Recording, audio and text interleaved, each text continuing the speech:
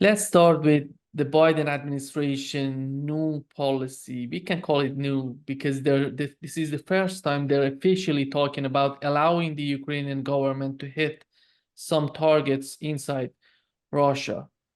And we had a report on the Daily Express. They're reporting that Ukraine is planning to launch a terror campaign bombing schools and other civilian infrastructures. At the same time, Shoigu was responding to this type of rhetoric. He was saying that we are gonna, if they do that, we are gonna respond with tactical nuclear weapons. How do you see these new changes that are happening in Ukraine? Well, I think they're very dangerous. This has been a proxy war. That seems to be a feature of war between nuclear powers. I mean, we have seen proxy war in Korea in the early 1950s, in Vietnam in the 1960s and 70s. And we've seen a proxy war in Ukraine in which the United States has clearly stated its objective to be isolating and weakening Russia, which it has failed to do. The damage to Ukraine for involvement in this has been enormous. Loss of population, loss of infrastructure, loss of power supplies, and of course the crippling of the economy, including agricultural exports. Ukrainians, quite understandably, are very angry and not inclined to cut any slack for Russia. This is perfectly understandable. But what the United States is now doing is slowly transforming this from a proxy war into a direct combat between the United States, NATO, and Russia. And we've heard Mr. Putin speak, I think at the St. Petersburg conference, to say that this has not yet come to the point where nuclear weapons would be an appropriate or desirable response, but that it's going in that direction. He has said, rather than use nuclear weapons, Russia will follow a policy now of arming America's enemies against the United States. It's not clear whether those enemies are only state actors or whether they also include non-state actors. But it is clear that with some 800 bases or installations overseas, the United States is extremely vulnerable to local attack by those who are opposed to Washington's policies. Mr. Putin himself is counter-escalating, but he's doing it in a careful way that does not breach the proxy war nature of this conflict. Mr. Biden and the administration, however, seem to be going farther and farther in that direction, that is, toward direct warfare. And this is a pattern which we've seen throughout this conflict. That is, what are stated to be red lines, we won't do this, we won't do that, are steadily abandoned, and we do this and that. We seem to be not at all risk averse. We now hear voices in the United States and a few in Europe, not many in Europe, but many in the United States, talking for direct action against Russia.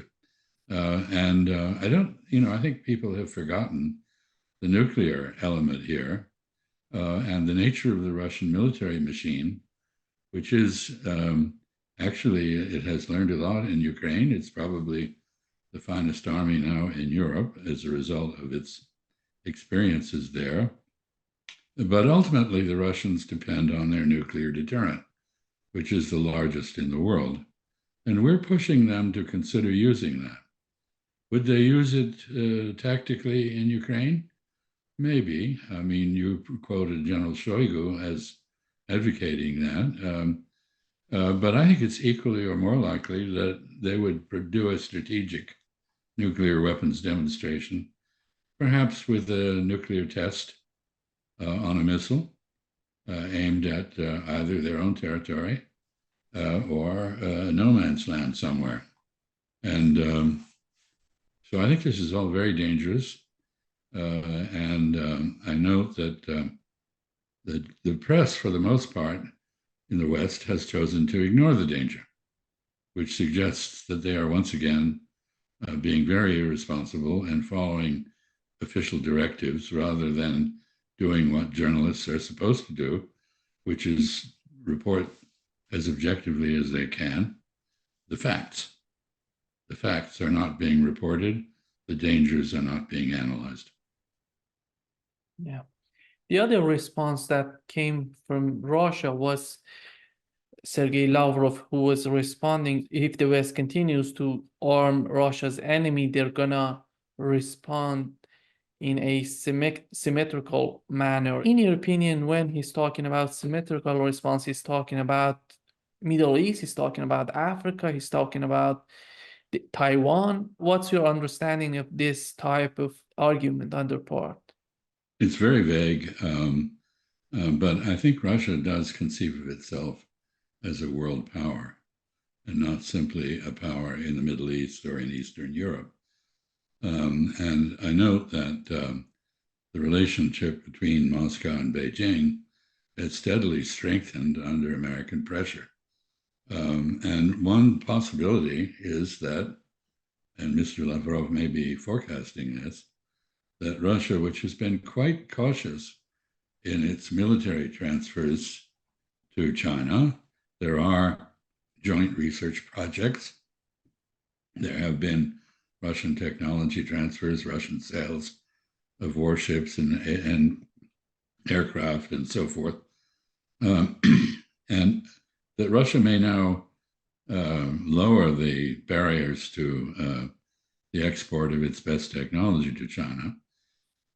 And it may be inching towards supporting China in a decision to use force against Taiwan. I also note that there is a Russian flotilla now in the Caribbean, returning to Cuba and Venezuela after long absence. This in itself is not so unusual. There have been Russian exercises with these countries in the past, but the timing is very menacing. So this is a warning, obviously, and it suggests that the answer to your question may be that Mr. Lavrov is thinking globally, including the Americas, the Western Hemisphere, as well as Eurasia and Africa. Yeah. And we had new political changes in Europe. We had elections, and how do you see the situation? Even Emmanuel Macron was considering, the French media was talking about he's considering the resignation, but we've learned today that he's not going to resign. He's going to continue in his position. But it shows how desperate, how difficult is the situation right now in Europe. What's your take? Well, I'm still puzzling over what this will all mean. I don't think it's entirely clear. What does seem to be clear is that European voters have reacted to several developments. One is the war in Ukraine. They're very tired of that. And it's notable, by the way, that the right wing in Europe is the pacifist wing of European politics in terms of the Ukraine issue. And that's also the case in my own country, the United States. It is the right wing that has opposed the continuation of the war in Ukraine, while the left has beaten the war drums and argued for continuity. And the Europeans are also reacting to several other factors. There are issues in Europe like immigration, failing economies, that the European Union is not dealing with successfully. And there is a nationalist backlash against the ineffectiveness of the EU. In a sense, this was forecast by Brexit, when the British reacted nationalistically, chauvinistically perhaps, to to their relationship with Europe and their sense that they were not getting what they wanted out of their membership in the EU. So it's not come to that on the continent. People had talked about, France, Germany, others perhaps leaving the EU. No, but they are more nationalistic now. These right-wing parties are more nationalistic. And I see them attempting strategically to reach for some sort of autonomy for Europe in reaction against what they perceive to be strategic mistakes by the United States and an overbearing attitude by Americans, bullying, if you will. So the great winner in this electoral realignment so far seems to be the Italian Prime Minister, Madame Meloni, who is, the descendant of the fascist heritage.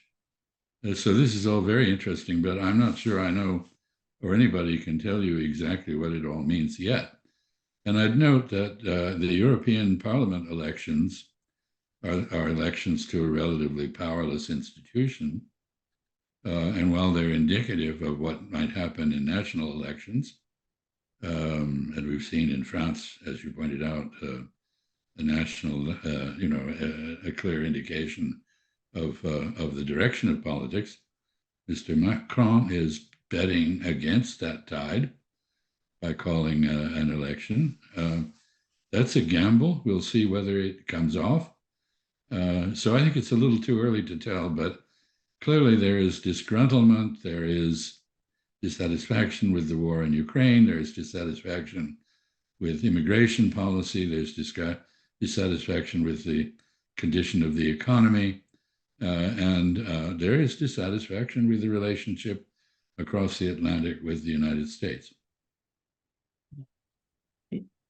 When we talk about Europe, we know that two leaders right now in Europe are so popular. Orban, who is a right wing, and Fico, who is a left wing, and both of them are so popular in their countries.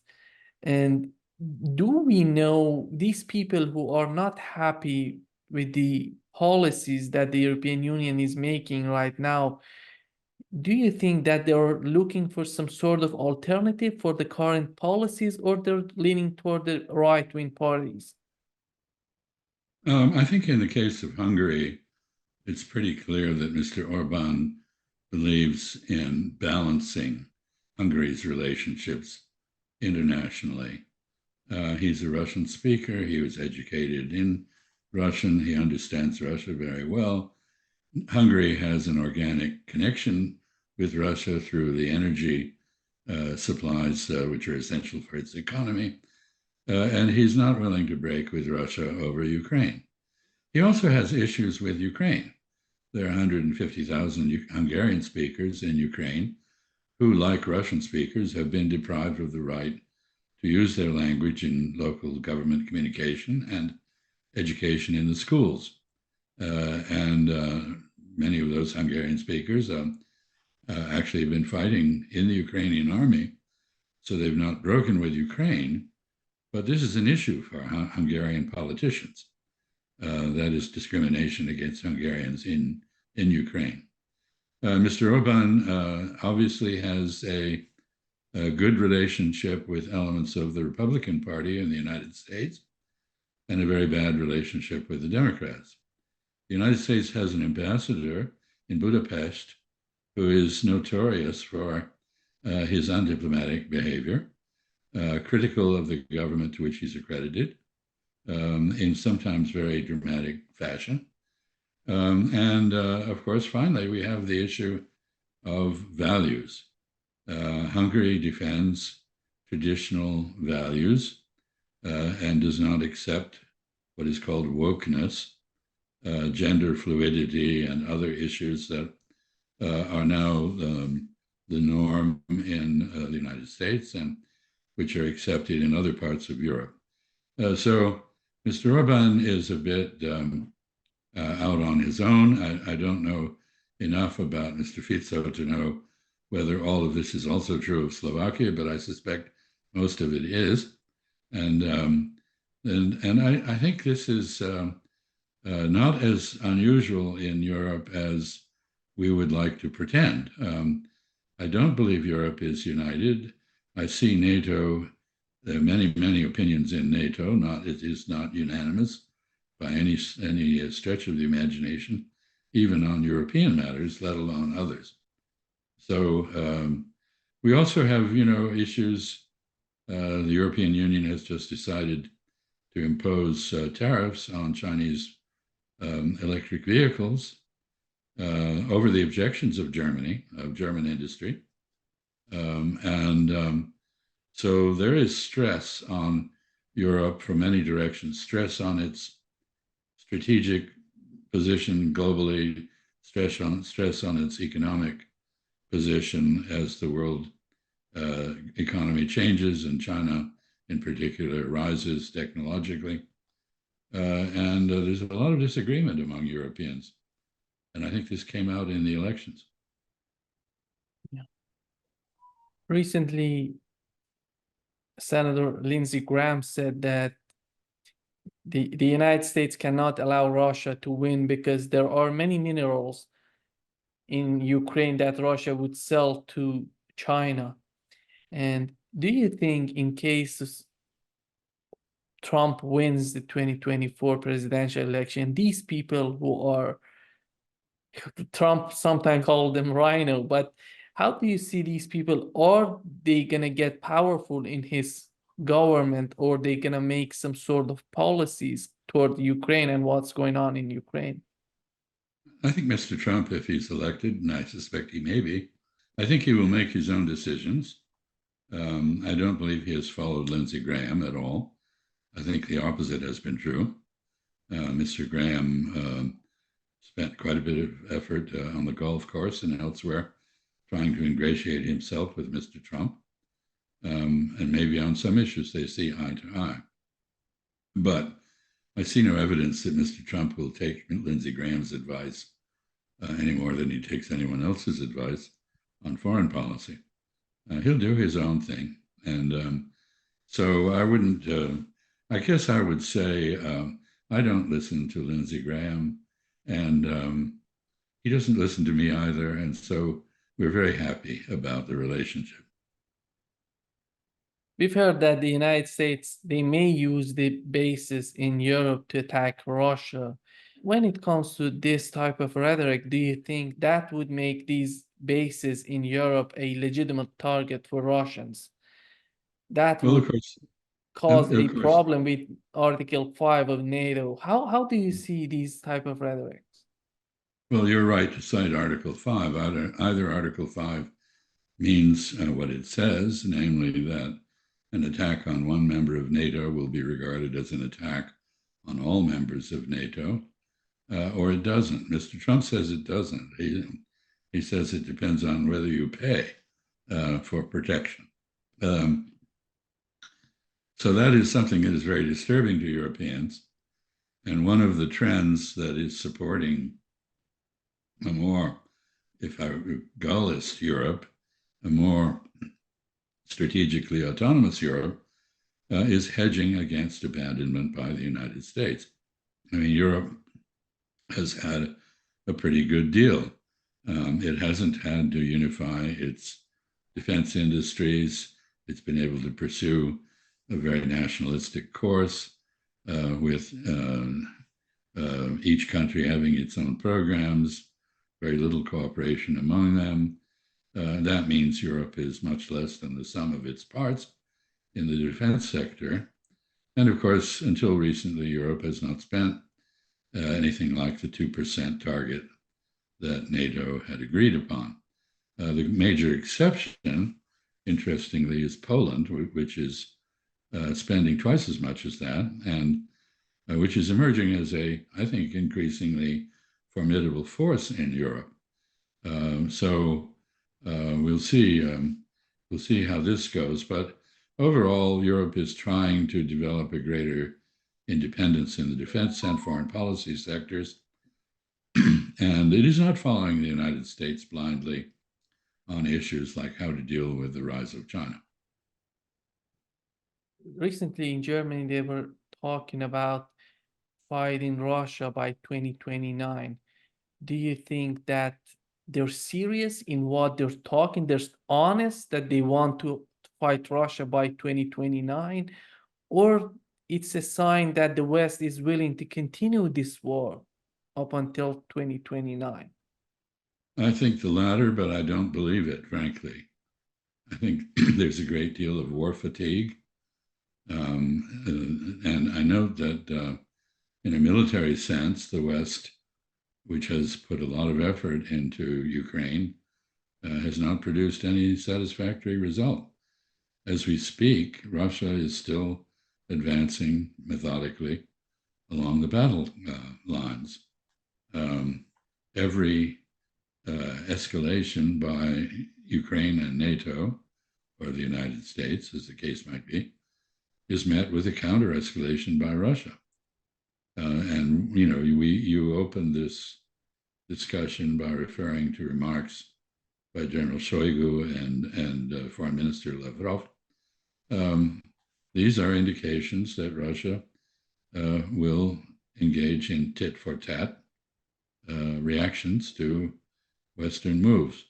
And so I don't think, it's certainly Mr. Trump has said that if he's elected, he will end the war in Ukraine in 24 hours. Exactly how he proposes to do that, he has not clarified. But it's an indication that he certainly, if he is the president, does not want to continue this war through his term, which would end in 2028 if he stepped down, which of course nobody's confident that he would not emulate others.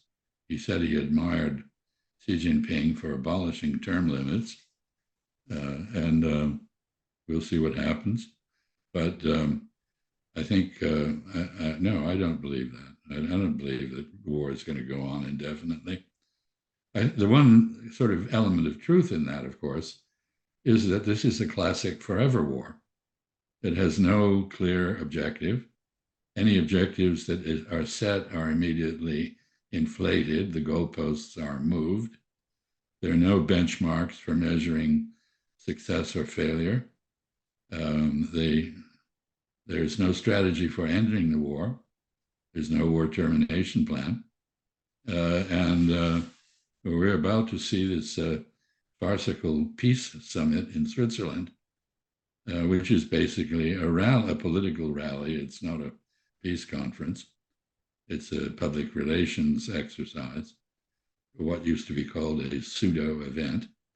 An event, the purpose of the event is to have an event. And so, no, I don't think so. But in your opinion, is any sort of fear in Germany, because behind this mindset of fighting Russia, there has to be something that they would talk about it.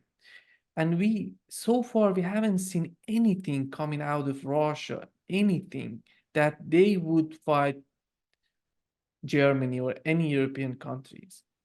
Well, I think there's a lot of fear mongering going on. It's good for defense business. It rallies the public behind the war in Ukraine, to some extent at least. But there is absolutely no evidence that Russia has any intention of doing anything other than the limited war that it's been conducting in Ukraine. And that war has had very clear objectives, and anybody who has listened to the Russians understands what those are, because they've been very clear. They want the neutralization of Ukraine, a return of Ukraine to the neutrality on which its independence was founded. They want the rights of Russian speakers to be guaranteed, and they want a discussion, a negotiation with the United States and Europe on security architecture that would reassure both Russia and Europeans. And This has been the Russian demand for decades. And it was clearly voiced in December 2021 on the eve of this war. And I see no evidence that it has changed. What has changed is that the territorial extent of Russian annexation in Ukraine has changed. I mean, this started off with two so-called People's Republics in the Donbass. It has now included other Russian-speaking areas in Kherson and Zaporizhia, and there is now talk about extending annexation to Odessa, which would leave Ukraine without an exit to the sea. It would make it a landlocked country. This is not as implausible as people once thought. I mean, it's hard to get across the Dnieper to come into Odessa from the north. And clearly, Russia is not adequately equipped and trained to mount a seaborne invasion of Odessa. So we're talking about more land war in Ukraine, if that is to happen. Mr. Putin recently indicated he was prepared for negotiations again.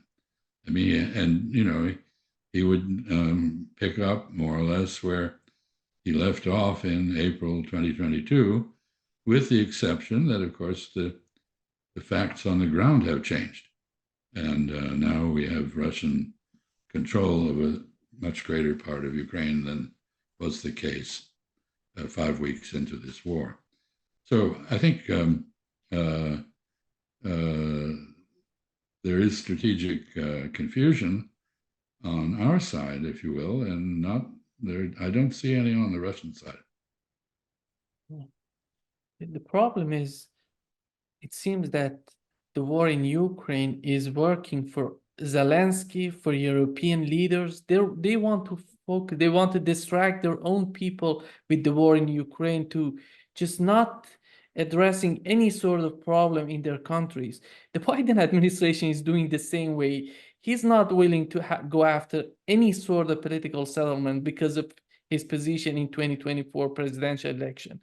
It seems that everybody's in favor of in favor of the continuation of this war in Ukraine. Europeans, Biden, even Zelensky in Ukraine.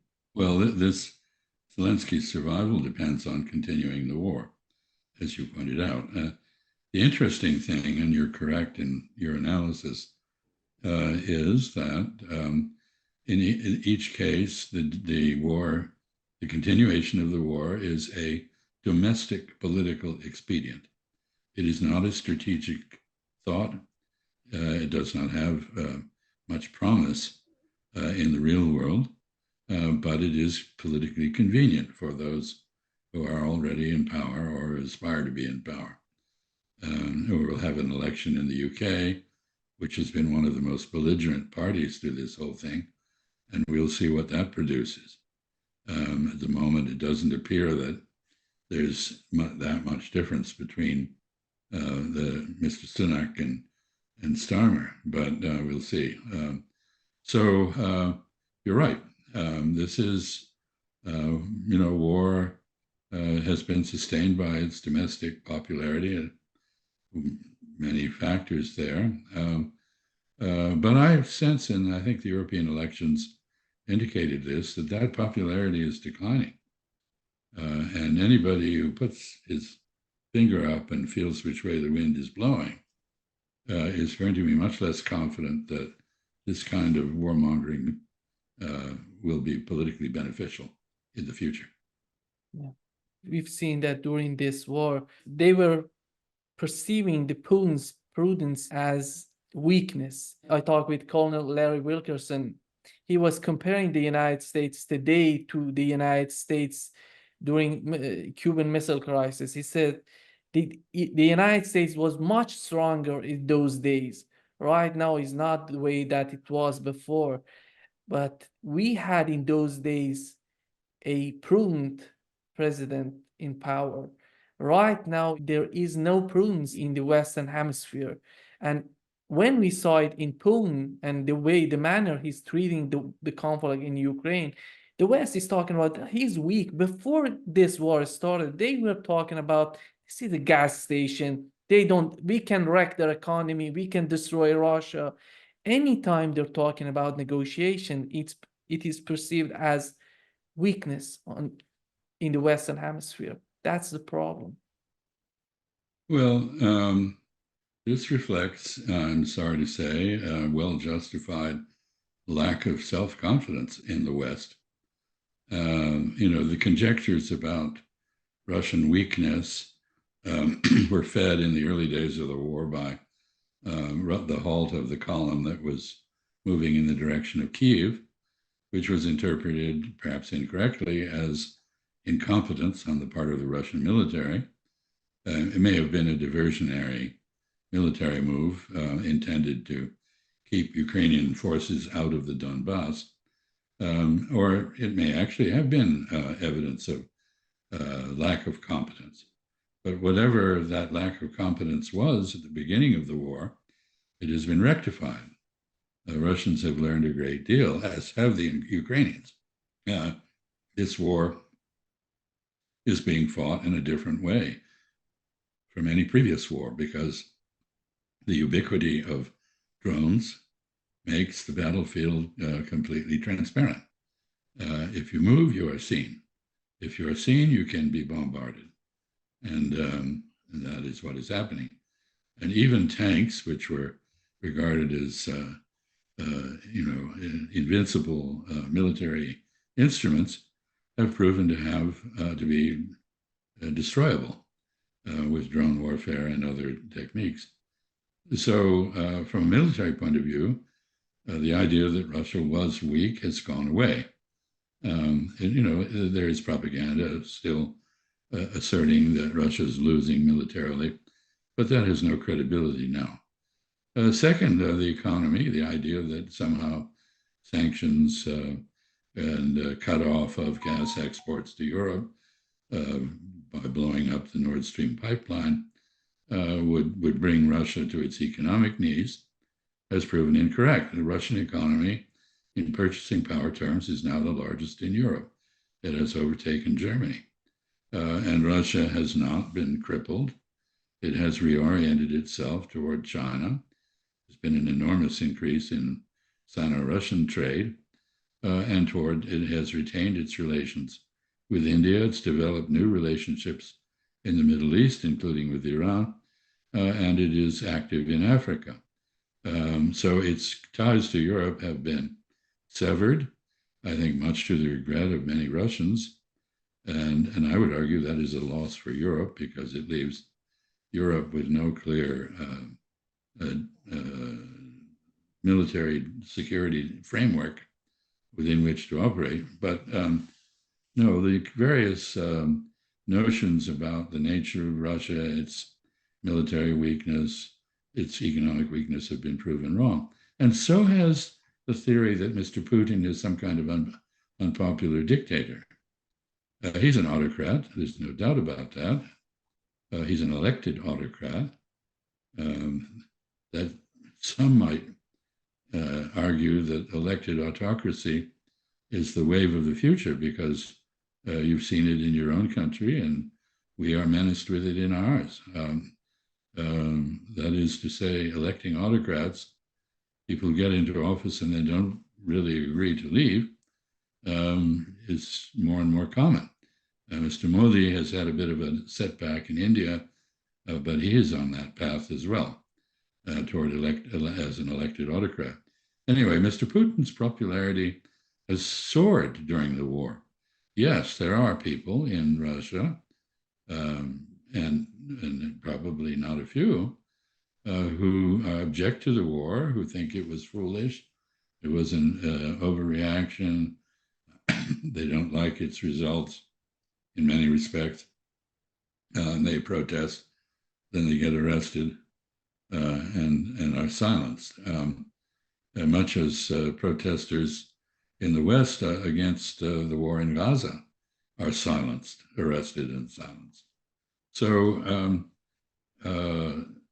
Putin has not been brought down.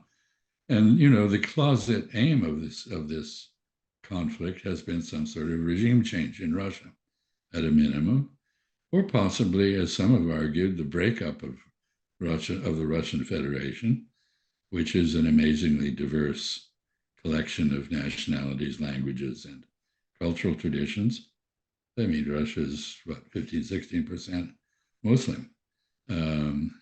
And that it has a significant Jewish population.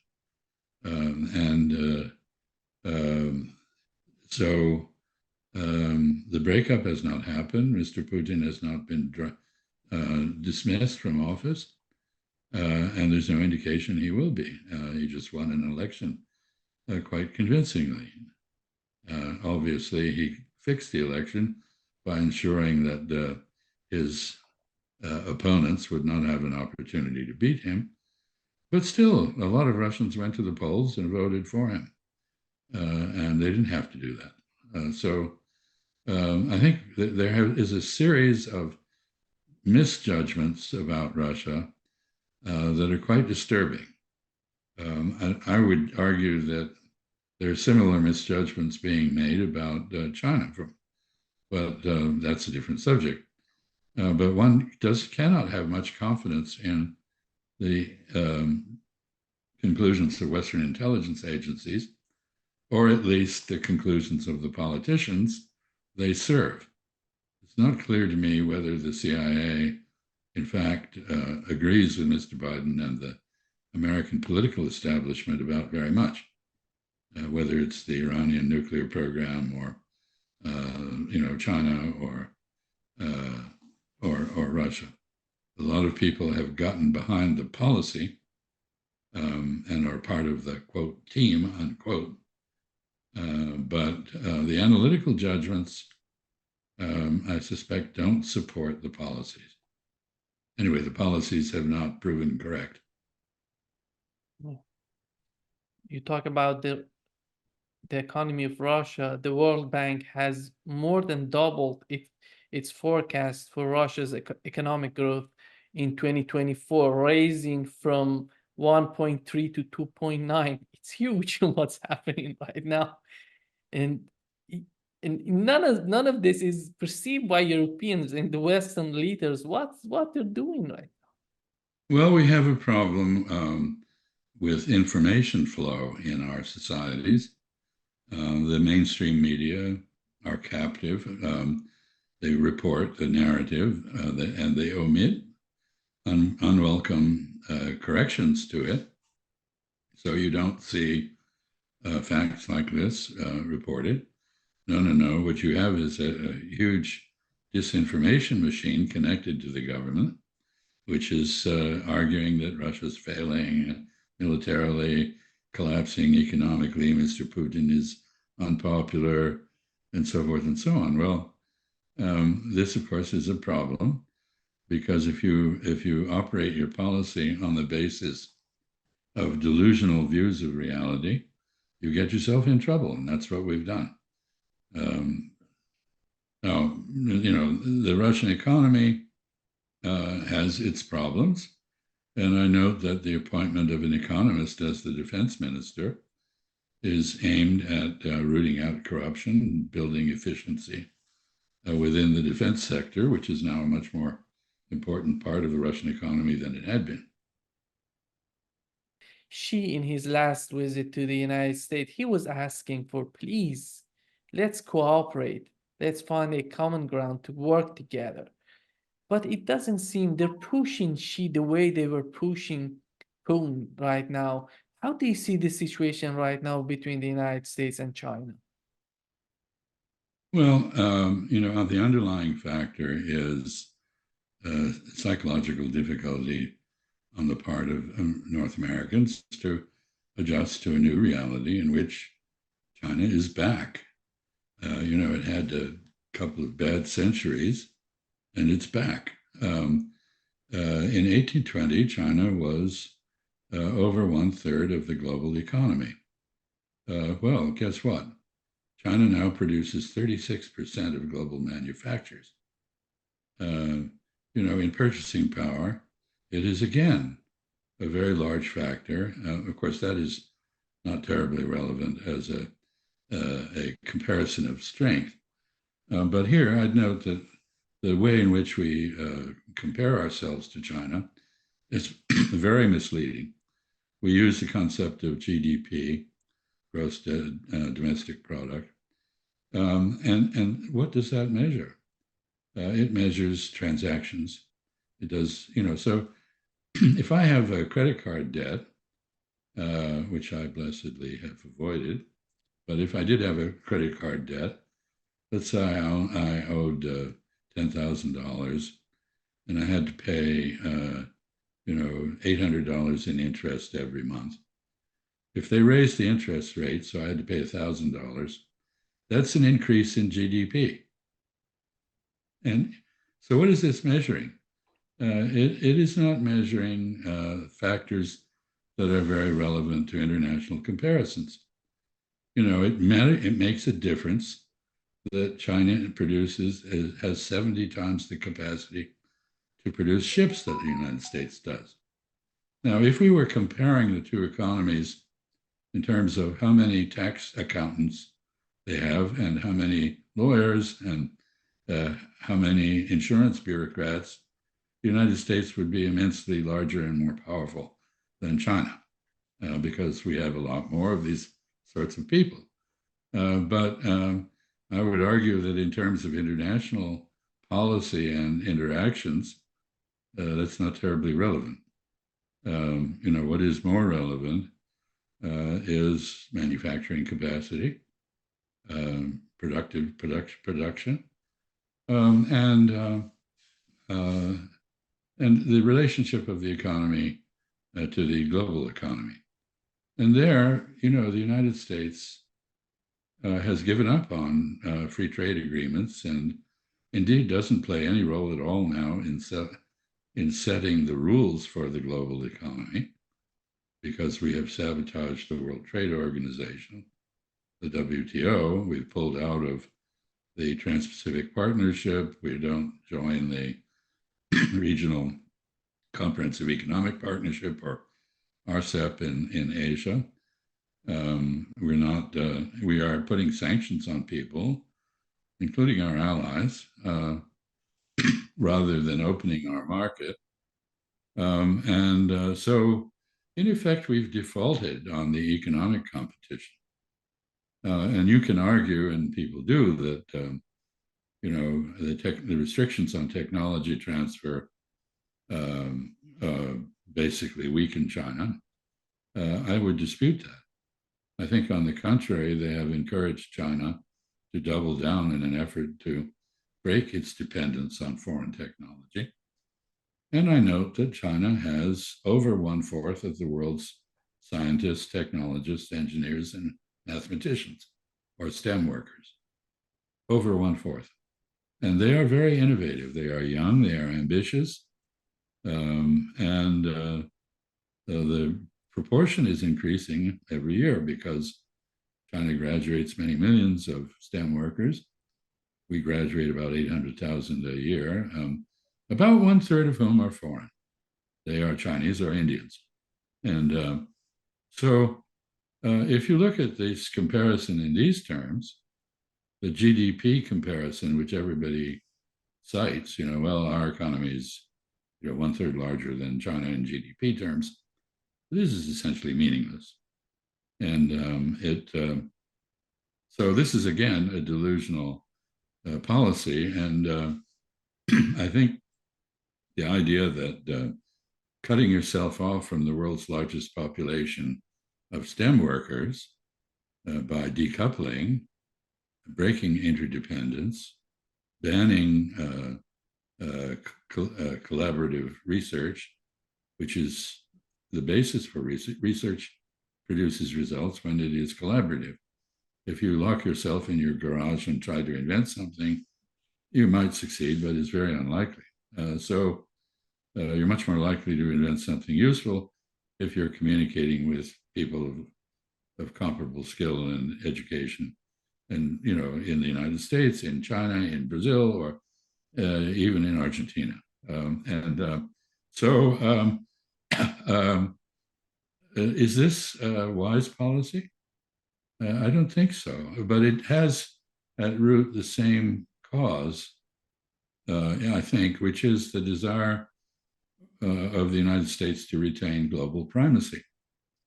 I think we have a lot of advantages if we knew how to exploit them, but we're not. We're doing things which I think reduce our primacy, cut us off, retard our progress, and stimulate the Chinese and others to outcompete us with new inventions. So you look at technologies like renewable energy. Who is the leader in solar energy? Who is the leader in wind power? Who is the leader in fusion nuclear research? Who is the leader in building nuclear fission power plants? Who is the leader in electric vehicles? And so forth and so on. Who is the leader in so-called fintech, meaning financial technology? It's not us. And so there is, finally, I'll conclude, I don't want to run on forever, but I think there's an institute in Australia that tracks 44 different technologies which they judge are key to the global future. And they do this with regard to 320 different factors. So this is a very serious, comprehensive tracking of innovation in science and technology.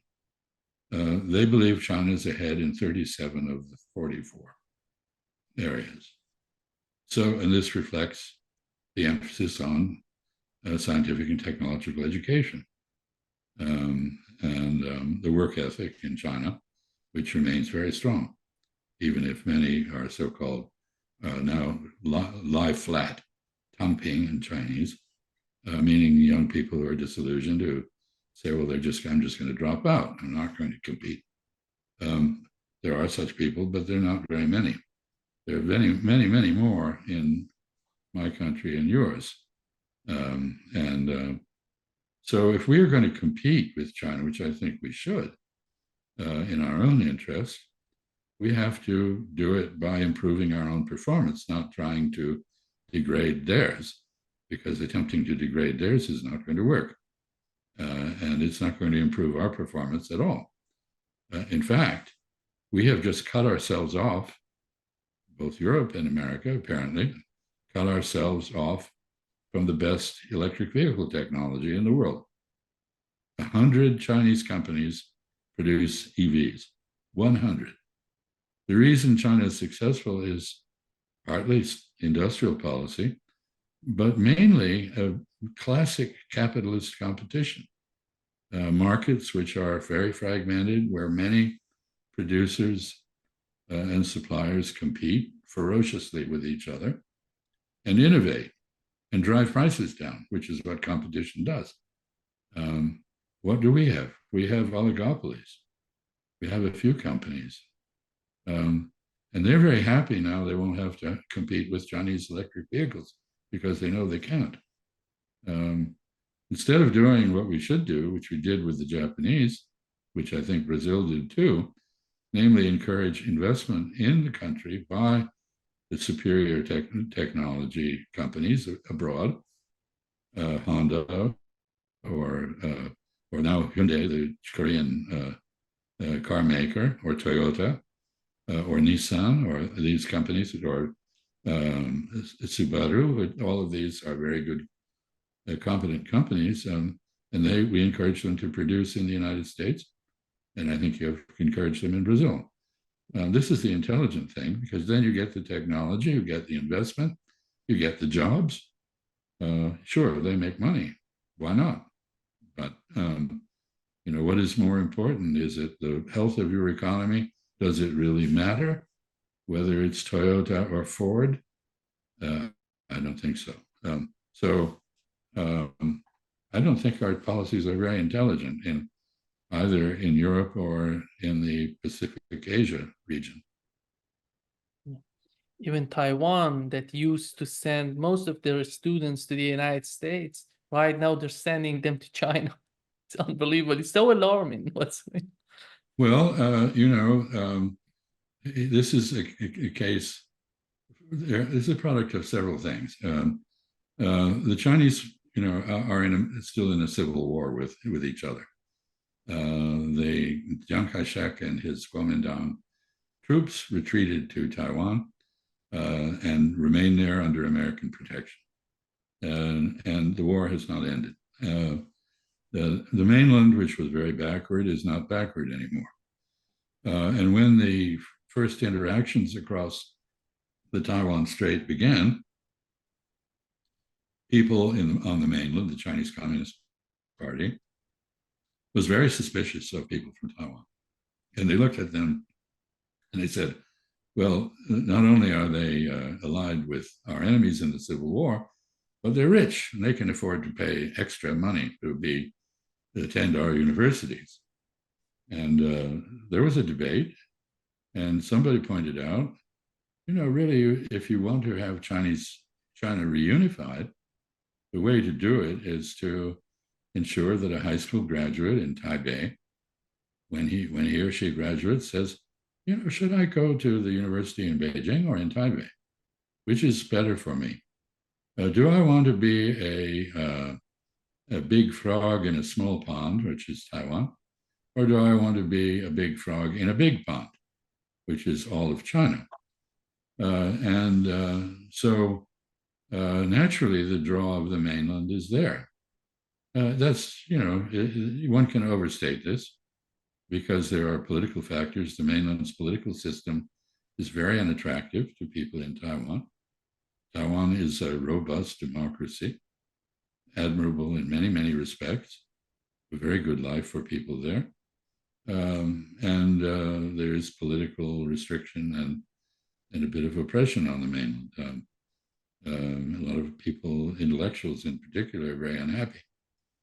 So I'm not sure how this turns out, but in fact, the draw of the mainland economy and of its educational institutions and its achievements internationally have all narrowed Taiwan's space. So you see Taiwan now has Taipei, which is a rival Chinese government.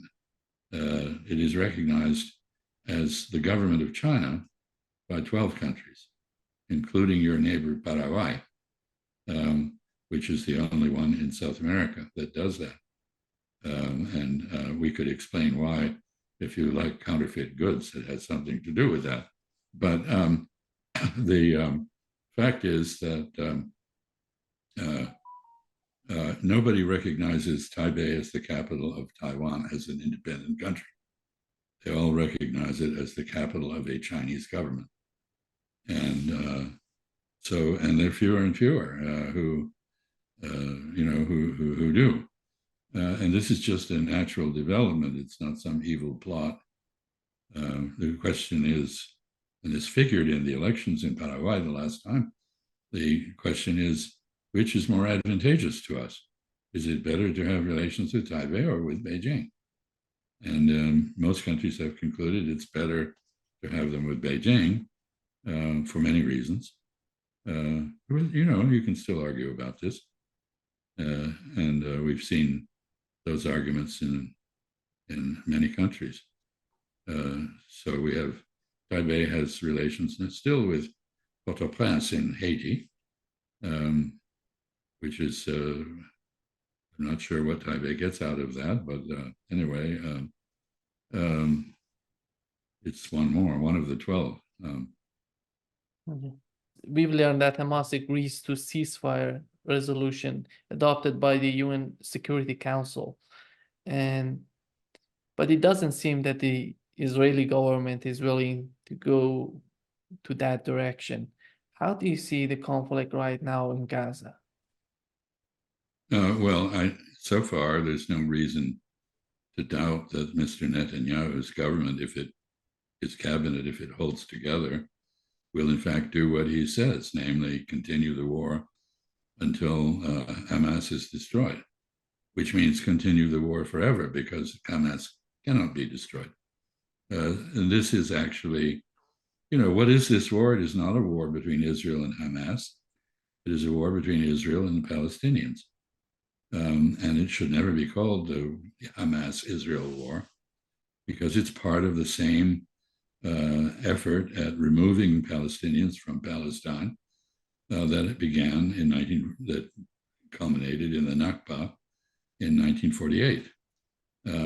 So the only difference is that instead of slow genocide by pushing people out and culturally destroying them, now they're being destroyed physically again. So we had 700,000 Palestinians ejected from Palestine violently in 1948 in the Nakba. Now we have a couple of million Palestinians being slaughtered in Gaza, and I don't think there's any change. Just a word on this UN resolution. Mr. Biden is in a difficult position. If he acts too forcefully against Israel, his campaign donors, who are his supporters of Israel, the biggest ones, will turn against him. He's already under severe criticism from the extreme Zionists in the United States for not doing enough for Israel. Most of the public is of a different opinion. That is, we should stop supporting Israel in this war. That is a very strong opinion among the majority of Democrats in the Democratic Party, and it's a strong position among Republicans as well, although not a majority. So Mr. Biden has to find a way to put pressure on Israel without having to take the blame for doing so. So he goes to the UN and he gets a resolution that is not binding, that is merely a recommendation, which is too vague to mean anything. And he says, well, this was Mr. Netanyahu's idea, which Mr. Netanyahu hasn't exactly recognized. So our ambassador says, well, this is approved by the Israeli government. Well, it wasn't. It's very clear it wasn't. The extremists in the Israeli government have said they will bring the government down if it's implemented. And it doesn't meet Hamas's objectives either, because Hamas wants a peace. Israel wants the removal of Palestinians.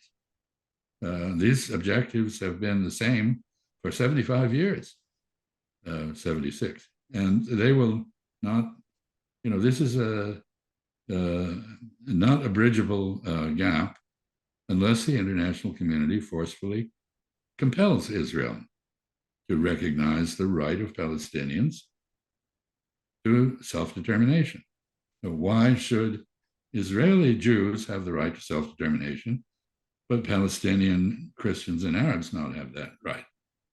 Why should Israelis have the right to life, liberty, and the pursuit of happiness, but Palestinians not have that right? Why should Israelis have a right to invent a country called Israel when the Palestinians don't have a right to invent a country called Palestine? Because, as you know, Judaism was a religion until the Zionists decided it was a nationality. This is an invented nationality. Israel is an invented country. Okay? That's fine. But it's very ironic because the Israelis accuse the Palestinians of having invented a nationality. I think the shoe is on the other foot. Right now, the United States is offering to Saudis a defense treaty if they start normalizing the relation with Israel and they prohibit Chinese bases in Saudi Arabia. And when they're talking about normalizing, they're talking about that little sentence that Saudis added to any sort of agreement between them and Israel, which would recognizing Palestine as a state by Israelis. That's why they're offering this defense treaty. And In your opinion, in the first place, why they would need some sort of defense treaty when they don't have any sort of problem right now in the Middle East between between Saudi Arabia and Iran? We know the worst enemy of Saudis were Well, Iranians. Right now, it seems that they don't have any sort of political problems.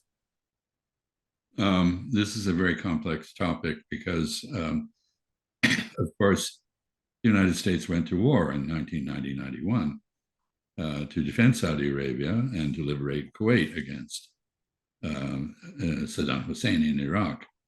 And this was after the Iran-Iraq war, in which probably 2 million people died. And the United States had sought to maintain a balance in the Gulf by supporting Iraq. We didn't need a treaty to do that. It was understood that this was in our interest. We wanted to maintain a balance in the Gulf. We wanted to deprive Saddam Hussein of the right to dictate oil prices globally because he controlled Saudi Arabia, UAE, Qatar, and Kuwait. And so this made perfect sense from an American point of view. Our interests were engaged.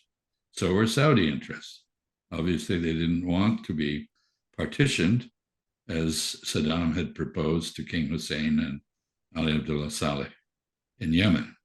You know, the Hashemite government in Amman was going to get back the western province, and Yemen was going to get back the south of Saudi Arabia, and Iraq was going to have the oil-producing areas.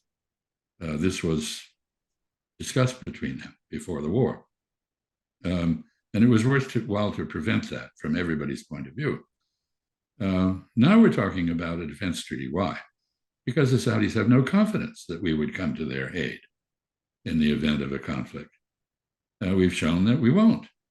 You know, when the Houthis or Iran, depending on what you believe happened, attacked oil facilities in Abqaiq in the eastern province of Saudi Arabia, or when Iran took a tanker in the Strait of Hormuz, what did we do?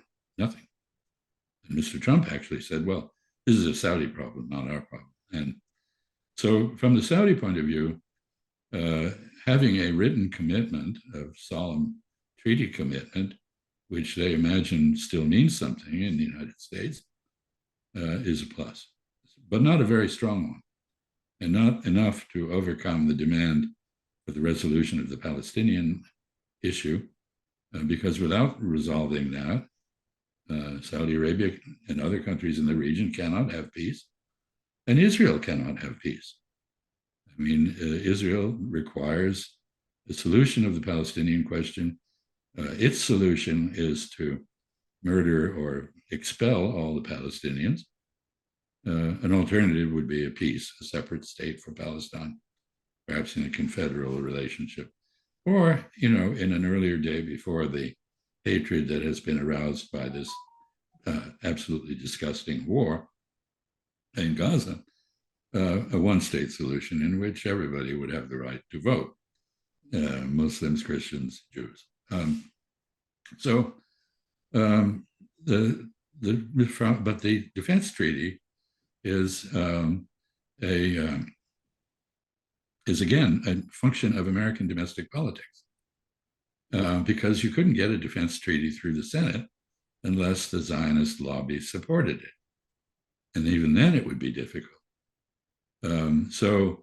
It's not realistic to offer a defense treaty unless Israel and Saudi Arabia produce a normalization.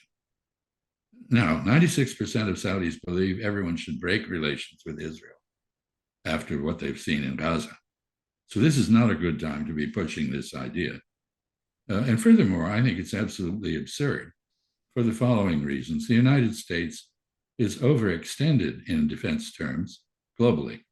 We do not need another ally, so-called, which would be dependent on us.